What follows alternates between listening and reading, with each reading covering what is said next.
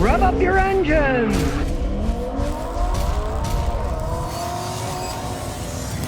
Okay, today we got a 2016 Acura TLX with the V6 engine. Now, he's owned this thing basically since it was new. He bought it used with just a few thousand miles on it. And interesting enough, he actually lives right around New York City. He's on Long Island. So even though this thing is getting a little older, as you can see, it's only got 49,000 miles on it. Now, the reason it's low miles is because he lives on Long Island, but he works in New York City. Originally, he took the car to New York City, but then he had to pay for parking, and it took just as much time that it did if he took public transportation. So now, he takes a bus to a train, then a train to another train, then a train to work, instead of driving his car to work. So it's definitely a low mileage car.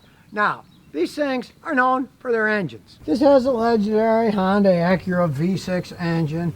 They're powerful, they last a long time. The only thing that I've really got against them is, for a long time, they're still using timing belts. And yes, they are interference engines. So if the belt breaks, pistons hit the valves, goodbye engine. But they're good engines, they last a long time. And truthfully, in all my experience, I only ever saw one broke. And it was on that guy who bought the original Acura Legend that was sold in Houston. Now he had like 240,000 miles on the thing. And he said, Scotty, how much is it to replace the timing belt? And I told him, he said, oh heck, this thing's so old with all those miles, I'll just drive it. And he drove it a couple more years, and then eventually when the timing belt broke, he just junked the car. He didn't care. He got his money's worth out of it. But you're going to find one that's got 49,000 miles on it like this. But if you find one that's got 100,000 or more, make sure the timing belt's been changed if you buy it, or go out and buy another one. And this one now, since it's in New York, it's got a lot of superficial rust. You're going to see that. It doesn't mean that much. Even the battery terminals are corroded. That's lead.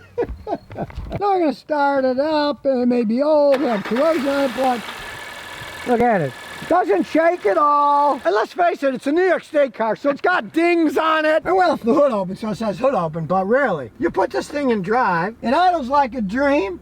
Now it is old. So let's run my fancy scan tool. So here we go. Fancy noises, USA. Do a smart scan. So here we go. You can see there's an awful lot this is going to go through. There's only one red. Gray means it doesn't have it. So the only thing that it shows a problem at is automatic transmission. So let's check it out. Okay, and it's got P2638, torque management, feedback signal A, range performance. Now he did notice it had a flare shifting once when he was in sports mode. Unfortunately, this code just means exactly what it says. There's a feedback signal that isn't where it should be. Sometimes it's in the powertrain control module. Sometimes it's in the wiring. It can even be in the fuel injection system. Anything that affects how the transmission is supposed to shift that can feed back wrong can do it. Now when it did it, he said it revved up a little bit higher in sports mode and went back down. Odds are there's something going on slightly in the fuel injection module or in the wiring going back and forth. We'll take it for a road test to see if it acts up. But this is something that in a car like this, of this age, if it only happens once in a while, you live with it. It could be a loose wire. There are so many things can do a flare like that, because all the transmission and the computer and the fuel injection system and the electronic controls for the transmission shifting are all held together in the powertrain control module, and it can be a rat's nest. So let's take it for a spin. It's getting a little older, but they still ride like a dream. We're mainly going to be taking it for a spin to check out the transmission. They got big engines. There's no arguing that. This one sounds like a char. You want a speedy luxury car, hey, it's the thing for you. These things handle the road like a dream. That was their main sales when they first made the Legends. A fast car that really handled well. Not only had a slight little rumble on the shift at really low speeds, with the mileage on this thing, my advice is take it to an Acura dealer and see if they have any reprogramming for the shifting, because these things all run by computer programs, and often as they age, they update how they're going to shift. The computer actually has programs to compensate for wear, but as they wear, they can get a little bit off, and a lot of times they can reprogram. There's nothing wrong with this. And he was worried about it pulling a little. It didn't really pull. All roads kind of lean to the right for drainage. It does a little, and I can see somebody's hit curbs with it every once in a while. But on the other hand, I like these older styles. Regular tires. Low profile tires stink. You get modern ones with low profile tires, the rims get cracked because there's no rubber. They don't ride well because You don't have the sidewall that's thick, that absorbs a lot of the shock. People think shock absorbers absorb a lot of shock. Actually, going down the road, the tires do even more than the shocks under some conditions. So you're better off with regular tires. Stay away from low profiles if you want a smooth ride and tires that aren't going to be destroyed by small potholes. It's a New York State car, but they don't really get any rust on them. They're solid. There's no real rust on this thing. You can see there's cracks going on the tire now, so it's probably a good idea to change the back tires. They're pretty old. Tires have been changed. They're fine. We'll look at the other back one. Now, it's not cut or anything, but if you look at the tread close, you can see it's starting to dry rot just from age. I changed the two back ones. And what did he have in the trunk?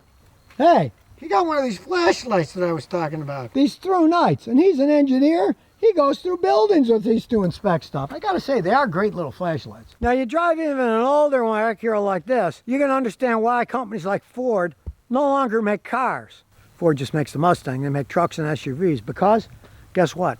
They couldn't compete with these things. They didn't know how to make luxury cars that would hold up like this, run so well, handle so well, get decent gas mileage, so they just gave up and they don't even make cars anymore. I mean, if you look at the history a while back, Ford bought Jaguar because well, we can't make luxury cars, so we'll buy one. What did they buy? The worst car manufacturer in the world, Jaguar.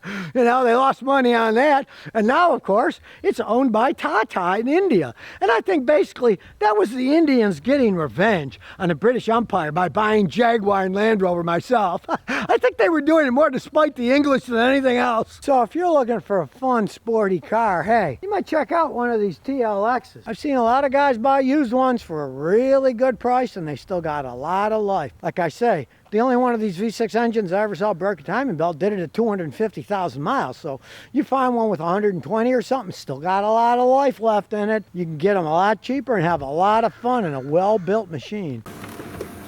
And here's some bonus questions and answers. Our Cadillac says, can a hot dog cause a fire in the engine compartment of a 2016 Cadillac CTS? It burned 6 months after I bought it. The company and dealership says that there were foreign debris that caused the fire because it was in the engine compartment. Is this possible? Well, anything's possible, you know. I mean, I've had people have squirrels throw crap inside the car, and yeah, some of it got on the exhaust manifold and it did start on fire. Or they could bite through wiring and it'd short things out. It would start a fire. It's a relatively uncommon thing, you know. Debris under your hood and your fan's blowing, it should blow all the stuff out of the way. I mean, anything's possible. Now, of course, everybody's trying to cover their rear end. You need Sherlock Holmes to find, you know, what came first, chicken or the egg. Did the debris cause a fire, or there was a fire already there and then it just burnt some stuff because it already had started on fire? It's very hard to prove. I remember when I was a kid, the guy across the street, his house burned down. The fire chief said, well, you know, it was wiring that did it, you know. And we knew what it was because we had seen the neighbor burning rags. And then he put the burning rags in his garage because it was too cold outside. This is Niagara Falls. It was 15 below, right? So he brought the burning rags in his garage and burned his whole house down. And the fire department said, oh, it was bad wiring. No, it wasn't. It was burning rags, but we didn't tell anybody. We didn't want the guy not to get his house fixed from the insurance, but we knew he burned it down because they were burning rags. I saw it. Now, nobody can know what happened. They didn't see it. So, you know, unfortunately, you got to believe what they say. If it's an insurance claim or something, they're not going to pay for something. Who knows? Or they're saying it's not our fault. But you should have fire insurance. I mean, if you got fire insurance, that fire, it's going to cover it. But if you don't and you have no coverage, yeah, you're going to be screwed on that one, unfortunately. Stat says, I work at an auto body shop. We paid for a damaged 2019 Toyota Prius Prime Hybrid. So we have an extra battery and engine console and such. What's a good place to sell these parts? What you want to do is go online, look at the Toyota Prius communities, and then find where they have where people buy and sell stuff and start there.